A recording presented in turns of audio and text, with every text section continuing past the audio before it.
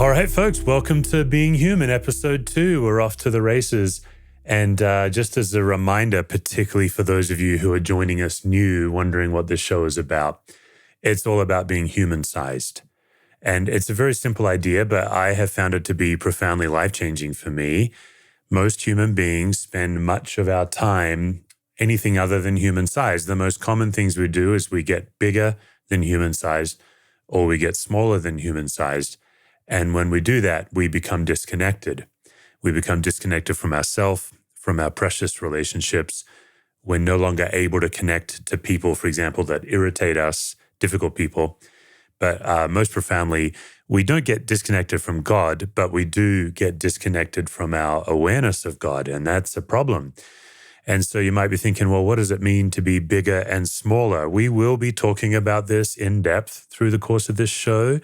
I covered it a bit in the first episode, but basically, anytime we get bigger, we are trying to manage life by overcompensating. And so sometimes it's easier to see someone who's not human-sized rather than seeing it in yourself.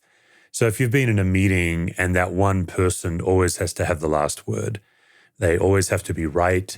Sometimes getting bigger means that they're no longer listening to learn. They're interrupting, sometimes even dominating, things like that. One of the more subtle ways that we get bigger is when we give advice when the person wasn't asking for advice. I don't know if you're prone to that, but that's something that I tend to do.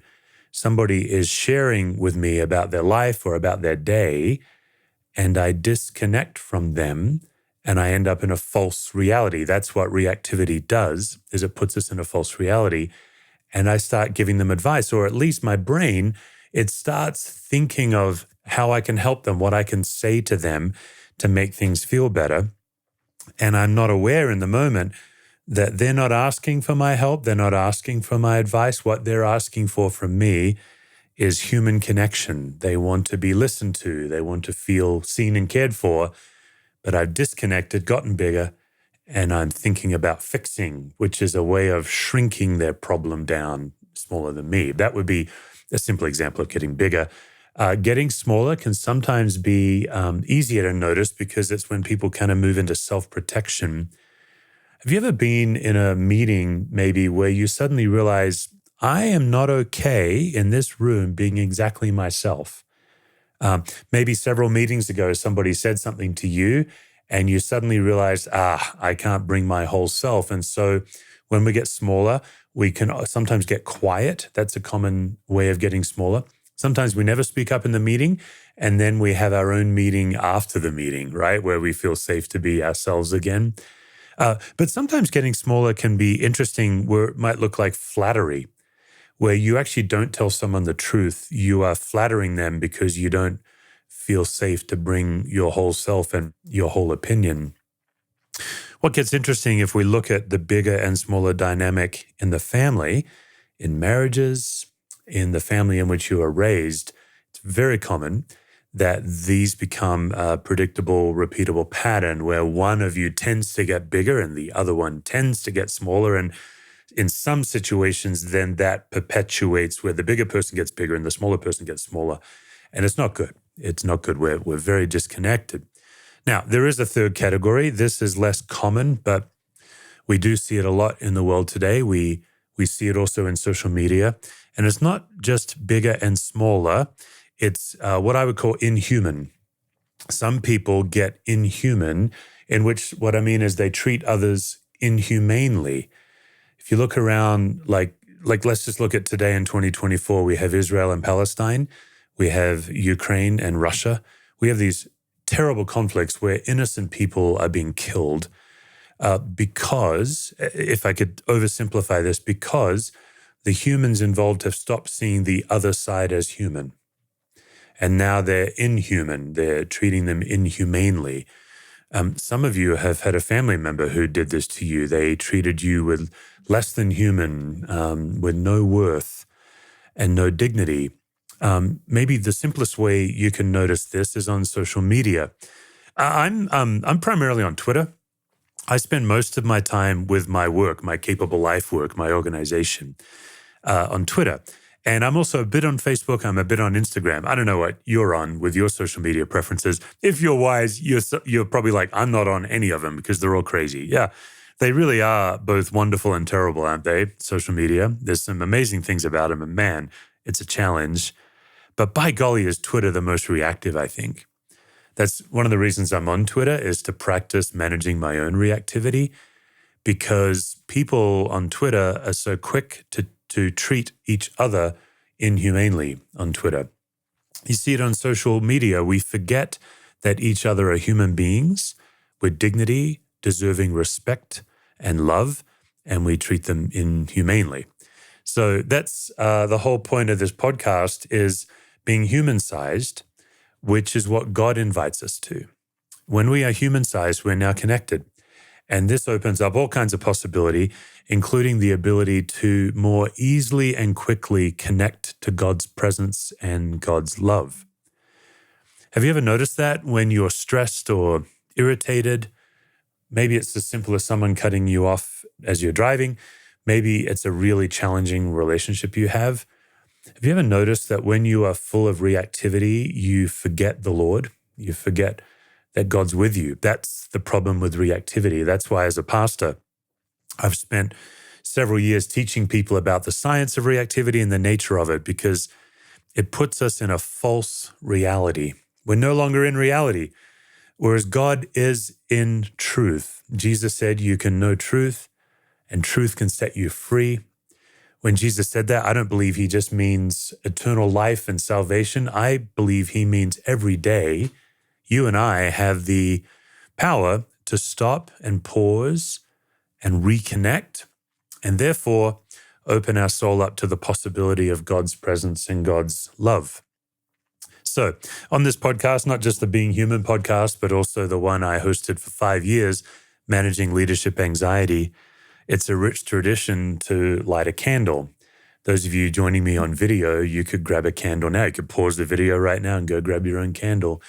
This candle I'm lighting today is a Capable Life candle. My organization is called Capable Life. We help people lower reactivity and increase connection with themselves, with their people, with God. So we have our own candle here, and this is a 3-wick candle. We use a 3-wick candle to remind us of God the Father, God the Son, and God the Spirit. It also takes 3 times longer to light a 3-wick candle, and that gives us more chance to pause. And this one is a eucalyptus mint. And for me, that's the smell of home, of Australia. So God the Father, creator of heaven and earth, in whom all things are made, and in whom we live and move and have our being. We don't welcome you, God. You're already here, but we do relax into your presence. God the Son, Jesus, who emptied yourself and came all the way down. In the wonderful words of John in John 1:14, where the Word became flesh and dwelt among us. I love the way Lewis Smedes talks about it, where he says, Jesus came down, the Word became flesh, and he packed his pajamas and his toothbrush with him. Jesus, you're here to stay. Thank you for dying for us, and thank you, Jesus, for raising from the dead, reminding us even in our worst moments that death is no longer the end. Life comes after death. And God the Spirit, man, that day that Jesus ascended into heaven, I think the disciples had to be both excited and terrified. I know I would have been. At heaven and navigate this world alone, but Holy Spirit, we're not alone, because we have a love-soaked, God-shaped, Jesus cruciform-shaped Holy Spirit that is with us, that you animate us, you give us life and love. So God, thank you. And we just light this candle in faith that you are as present to us as the light we see in this candle. Okay, a couple of things today. I'm actually going to give you a very tangible tool to survive the 2024 election. How about that? How's that for a promise? So let's begin with a quote from Viktor Frankl. Here's what Viktor Frankl says. Between stimulus and response, there is a space. And in that space is our power to choose our response. And in our response lies our growth and our freedom. And so let's talk about a little bit about the science of reactivity, because this is what Viktor Frankl is getting at here, the stimulus. Frankl says between stimulus and response, there is a space, there's an opportunity to be different and do different. And so one of those most difficult stimuli for humans is reactivity. It is a form of anxiety clinically. It's clinically called chronic anxiety. If you ever want to Google this, you could just Google systems theory and chronic anxiety. You could find all kinds of materials on it. Quick promo, you could buy my book, Managing Leadership Anxiety. I talk all about it in that book, particularly for leaders, on how to lower reactivity. But really, all you need to know for now, just for the sake of this podcast as we roll out these ideas, is a few simple things. Number one, reactivity is based on a false need. So, okay, reactivity is a type of anxiety. There are all kinds of anxieties. What's fascinating about anxieties is they all have a different playbook. They don't all act the same. They're not all caused by the same stimulus, and they all show up differently. So each anxiety has its own playbook. But if we just look at some anxieties like trauma, for example, trauma is a form of anxiety. It's based on something real. If something real happened to you and your body and your mind and your memories made meaning out of that real event, and now your trauma activates and triggers your body. Another form of anxiety is acute anxiety. Acute anxiety is actual life and death. Acute anxiety is the one where your adrenaline gets going and you get really sharp and it happens super quick. So like if you ever have to swerve to avoid a car accident, that's acute anxiety. But also if you've ever lost a child on a playground or in a public place and you drop everything and you look for your child, that's acute anxiety. Like trauma, acute anxiety is based on something real. Now, we could go down the list of all the anxieties. We could talk about grief. Grief is based on something real. But reactivity or chronic anxiety, it's fascinating because it's based on something false. By which I mean, it's a false need that you believe you must have to be okay in the moment that you don't actually need to have. We'll get into that. Later in the episode, I'll give you some examples of false needs, but a question you could be asking yourself right now is, what do I think I need that I don't really need? Like, I believe I need things that I don't really need. Like, for example, for me, I believe everyone should always be courteous to each other. And when people are discourteous to me or to each other, I get reactive, typically bigger. I typically get bigger. It's not always good. I kind of insert myself in the situation. But that's not a real need. It's a false need. Now, there's nothing wrong with courtesy. There's nothing wrong with having a value that people should be courteous to each other. That's a good thing. But when somebody breaks that value of mine, I kind of lose my mind between that stimulus, rather than having a deliberative response fueled by God's Spirit. Instead, I have an autopilot response of reactivity. I get really angry. So, number one thing about reactivity, it's one of the few anxieties that is based on something false, a false need. The second thing that's interesting about reactivity is it's one of the few anxieties, in fact, I think it's the only anxiety that's contagious. We catch reactivity from each other. So we don't catch trauma from each other. We don't catch acute anxiety from each other. We don't even catch grief from each other, but we do catch reactivity or chronic anxiety from each other. And this now gets to the heart of why our relationships have so much trouble, why people leave jobs in the workplace, why people burn out. Reactivity would be the simplest and maybe the most simplistic explanation of 2020, why our whole culture seemed to lose our minds in 2020, because we all went into lockdown to protect the spread of COVID, and instead we simply caught reactivity from each other. Reactivity can also explain something large like the January 6th insurrection, for those of you in North America, those of you familiar with it. So when we get reactive, when we don't get what we think we need, when our false needs are not being met, we tend to move into getting smaller and we go into self-protection, or we get bigger and we move into self-aggrandizement. Some people move into that inhuman category where we strip people of their dignity, no longer see them as human beings and treat them as less than human. And now we are disconnected. And so that's really the third idea of reactivity. It's one of the fastest forms of disconnection. And as a pastor, I'm simply interested in helping us cultivate our precious relationships. And of course, that means with our loved ones, our family, and our friends. But if we're gospel people, I'm sorry to tell you that part of your precious relationships are also your enemies. Those people that drive you crazy, those people that the only reason you love them is Jesus commanded you to love them, right? Like if left to your own devices, you would blow them off. But the gospel compels us to love our enemy, even radically to walk an extra mile for our enemy. And so those are also part of our precious relationships, even if we don't want them to be. And of course, our most precious relationship is sometimes our most elusive relationship, and that's our relationship with God, with Jesus Christ. It's difficult to have a close, visceral relationship with an invisible, ever-present God, especially when we're disconnected and especially when we're reactive.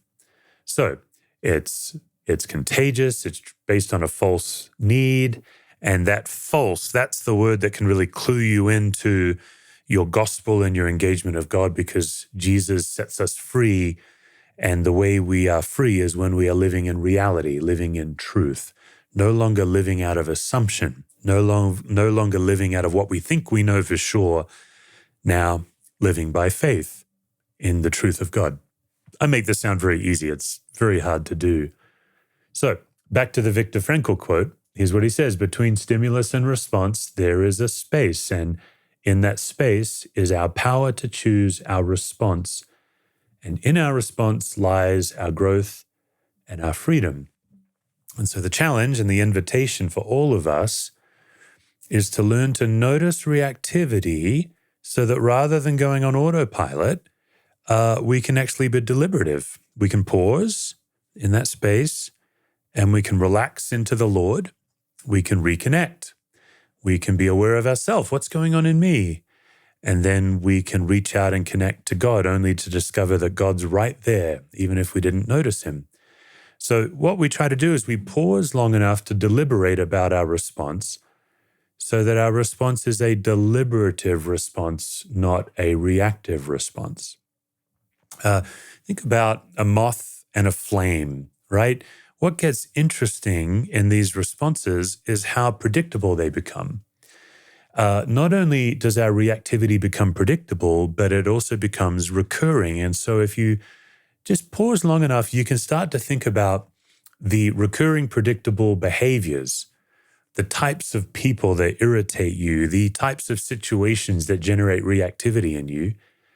And now you've got a real superpower, because rather than that autopilot response, like a moth to a flame, you've seen that, right? Someone sticks out a little moth buzzer and just, it's predictable. The moth is going to fly into that flame and they're going to get burned every time. And even though a moth gets burned, the next moth just goes right in and does it. You know, I grew up in Western Australia and spent a lot of my teenage years driving on red dirt roads in Australia. And particularly, you know, a lot of the part of Australia where I was raised is pretty dry, but once in a while that had these torrential floods, and these red dirt roads would form ruts in the road where we're all driving on the same part of the road. And it's interesting, when you're driving on the road, you want to stay out of the ruts, right? Some of you have had this experience in your own driving, but there's that momentum to kick you in the rut. It can be quite difficult to stay off the ruts. You just tend to fall back into them. That's a little bit about how reactivity works with predictable patterns. So in case this is a bit theoretical, let me give you some practical examples. For me, a predictable recurring pattern in my life, I'll give you a couple. One is I'm a people pleaser.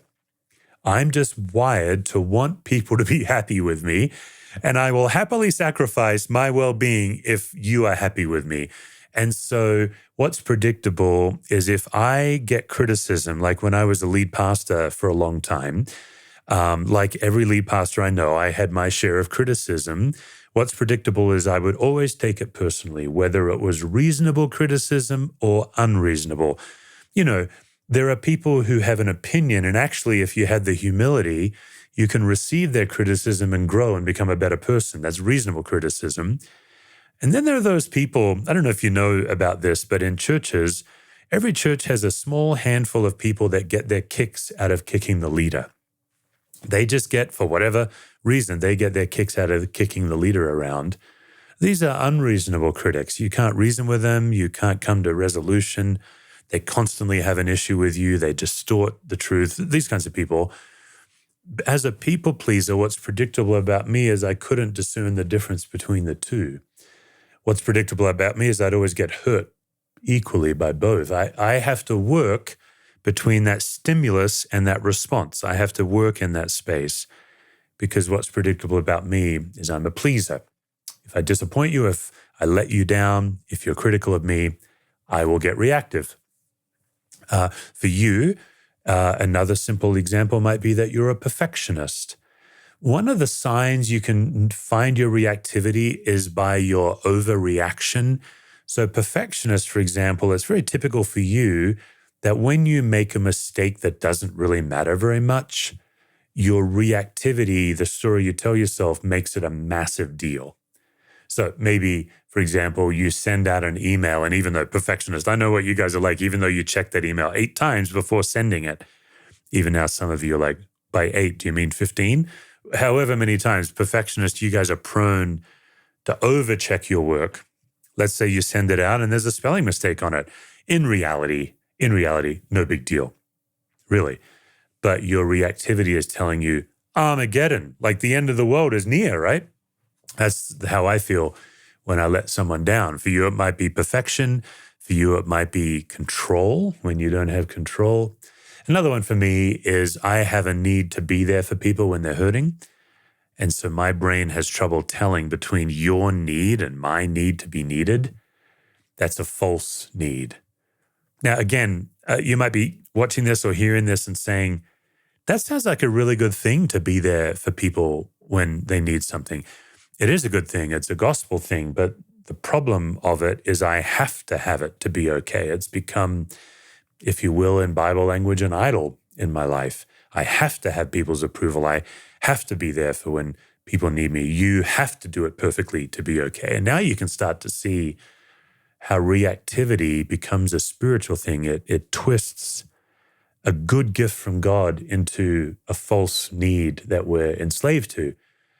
And it punishes us and it exaggerates the outcome and all of that. So for me, I need to be there for others. And what this can look like in my precious relationships, let's just talk, for example, in my immediate family. If my wife or if one of my kids are simply telling me about a challenge in their life, maybe it's as simple as something that happened that day. In that, between that stimulus and my response, I have to work extra hard at quietening the reactivity that wants me to get bigger and give them advice. In other words, when you are telling me your problem, my brain is telling me they need you to fix it, Steve, when actually most of the time people are not asking me to fix it. Now, you can imagine in a classic marriage, maybe I've had to do a little bit of work on that. Maybe my wife has had to coach me on when she talks about her day, that I'm able to connect to her and simply listen and see her rather than disconnect from her and fix it and give advice that she's not asking for. And the way to do that is to be first connected to myself and notice when I'm no longer listening to learn, I'm now listening to fix, move back into listening to learn so I can more deeply and intimately connect with my wife. And yep, in case you're wondering, all of these same tools are available when it comes to connecting to God. So, okay. So all of this stuff I'm giving you, this is episode 2. We're still kind of in the primer stage of the podcast where I'm just laying some track, laying some foundation. This is topics that we will just be revisiting over and over again and going deeper and going broader. So I know I'm moving a little quick here, but in short, the beauty of a predictable pattern is now we can preempt it. If we know that we're prone to people-pleasing, prone to perfection, prone to giving advice, now we can do what we call brave practice by one of two things. We can intentionally put ourselves in a situation where we would typically get reactive and get back in those ruts in the road. But because it's brave practice, we can show up to that situation and observe ourselves in that situation to grow our capacity to be connected and manage our reactivity. A tangible example for me is I would make a habit of meeting once in a while with my harsh critics so that I could stay connected to them rather than being defensive, rather than incessantly needing to explain myself. I could simply sit with them and listen to learn. I could die to my need for them to understand me. That's a big false need of mine. I need you to understand me. And if you don't understand me, let me use more words. That's a predictable pattern in my life. So brave practice gets so powerful because you can actually preempt your future reactivity by intentionally putting yourselves in situations. Now, don't put yourself in danger and don't do some practice that makes you wind up in jail, of course. But look, if you're a perfectionist, why don't you make a mistake on purpose this week? Make a mistake that affects another human being and do it on purpose and see what it's like. Some of you right now, you're turning off the podcast. You're like, this guy's crazy. Just if that really violates you, just sit with that and ask yourself, why is that such a problem? Why is my brain right now telling me to be suspicious of this guy or that would be a terrible thing? If you like to be there for others, you're going to have to let someone down this week. These are the kinds of brave practices that we do when I work with organizations. Yeah. But also maybe you're not ready for that extreme level. What you can do is simply look at events coming up in your life and you can realize, okay, this is the predictable pattern. This is the kind of person that I quickly get irritated by. Therefore, I've got a meeting with this person. Like, look in your calendar, you're like, oh gosh, I'm meeting with Jim. Jim always drives me crazy. That's fantastic. So the next time you meet with Jim, you can go in realizing I always get reactive. I'm actually going to work on connecting deeper to Jim and being more aware of myself. And then over the course of weeks and months, you become transformed. Because what you realize is when you walk into that meeting with Jim, you're not alone. God is with you. And when you know God is with you, you can do just about anything. Okay, let's get to one event coming up this year. I kind of buried the lead a bit there at the top. 2024, here is one event coming up, particularly for those of us in North America. We have in the United States a federal election. Now, I understand that the American election affects the whole world, but it might be that you're watching or listening to this somewhere else around the globe, and it's not as a big a deal for you. Maybe you could choose something this year that you think is going to be a big deal, but I'm going to use the United States federal election as an example. I've got a couple of words. First of all, yikes. Like, it seems like every election we get a little crazier in this country. I've been in the United States since 1992. So it feels like in some ways I've only known escalating elections. But I think it's a fair bet that this year is going to be a little nuts. And what that's going to look like is some of your relationships are going to be challenged. Some of you in communities like a church community, you're going to have wildly different values and opinions. Those of you on social media, you're going to be tempted to correct somebody on social media because of their stupid opinion, and you're going to believe that your comment is actually going to help. Back to reactivity there. But we have an opportunity between the stimulus of the upcoming federal election to live in the space and choose our response.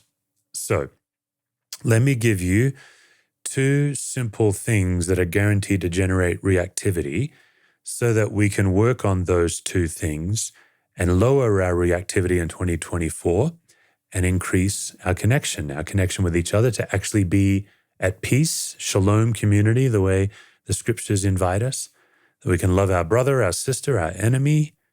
It's quite powerful. Okay, one of the surefire ways to generate reactivity in another person is when you violate their core values. So when somebody violates a value of yours, you will get reactive. It's just human nature. So one of the things I'm going to encourage you to do is make a list of your core values. And those of you in North America, I would actually encourage you to make a list of your political core values. It makes sense. The reason we get so reactive with politics is it's so personal to who we are and how we think the world should be. And so my opinion as a pastor, especially as an immigrant pastor, is it does seem that American politics tend toward more idolatry than even maybe other countries. We tend to put way too much hope and value in our political system. I don't know why we do it. Some of those folks are just nuts. But go ahead and write down your values. And then the second dynamic that is guaranteed to generate reactivity in you is judgmentalism. Now, these two are very closely linked: values, violation, and judgmentalism. When you are judging somebody, it's impossible to also connect with them. You cannot judge somebody and connect with them at the same time. Judging somebody is an act of getting bigger. You are now the better man or the better woman, right? And some of you watching this or listening to this, you might be saying, well, I'm not a judgmental person. You probably are. You probably judge judgmental people. Like, it's very difficult to truly be a non-judgmental person. But if you list your core values, particularly your core political values, and then if you can learn to notice when you have moved from connection to judgment in your mind, now we have some superpowers to navigate the 2024 election cycle. So what you could do for your brave practice is you could intentionally follow people with a very different political persuasion than you on social media and read some of what they say and some of their comments, and to practice noticing your own reactivity. I would recommend you don't comment yourself, just do it for your own practice. Now, what am I saying here? Am I suggesting that we should all just be pot-smoking hippies that have no values? No, not at all. In fact, I would say what I'm encouraging you to do is keep your values high, but no longer let your values have the last word in your capacity to connect to another human being. In other words, have your values be passionate about them, believe in them deeply, but don't let that be the brick wall. What we see in American politics is a lot of generalizations, a lot of name-calling, gross mischaracterizations on both political parties. And that is the sign that those people are now reactive. They are now treating the other or the enemy as inhumane. These generalizations like all Democrats are blank, all Republicans are blank, that would be the simplest way to see it. So make a list of your political values. Go on social media, or maybe for you, it can just be grabbing someone for lunch. Ask them curious questions about their politics and notice when your brain has moved off connection and into judgment. And now, here we are in January. This episode is being released in January. The election's in November. Things are going to get wild. Pay attention to your hopes and your fears. What do you hope for? What are you afraid of? And in that stimulus, before the response, in that space, let that be the measure of your prayer with God, your engagement with God. What does God think about your hopes and fears? Invite God into that process. And then the final step is make a list of behavioral values for yourself when someone violates one of your values. In other words, if they violate your value, that's the stimulus, and your response would usually be judgmentalism or make a comment on their, put them in their place, then make a list now of how are you going to treat people who violate your values.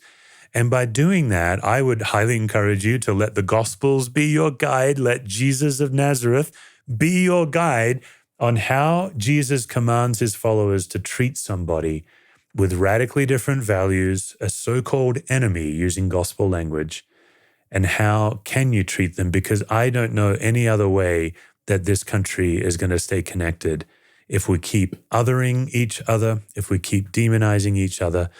And shouldn't it be that God's followers are the best at connecting broader? So this simple exercise of getting your political values out in the open, noticing when you're judging people, bravely practicing engaging people of different values, but that final step of having a stated list of values of how I want to treat people when they mistreat me, or how I want to treat people when I'm triggered. I've been doing this now for a few years. One of the reasons I go on Twitter is to bravely practice my reactivity. And one of my values is I'm not going to ever try to put someone in their place on social media, and I'm not going to post a corrective comment. Now, I got to say, I don't always know if that's the right thing. Like, when do you stand up, right? And when do you be silent? That may be for another podcast episode, because sometimes standing up is the right thing and sometimes silence is the wrong thing.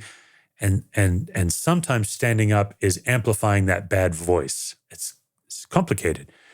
But it's really wild how often I am tempted to put someone in their place. But because I have my stated values, that keeps me connected.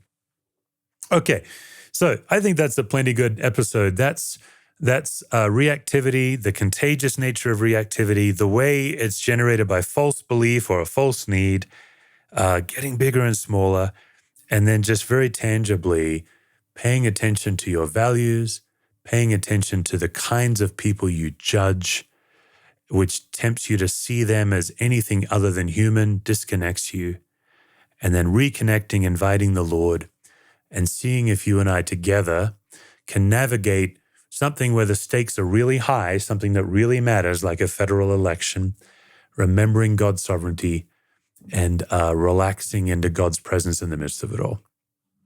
Okay, thanks. Look forward to seeing you next week.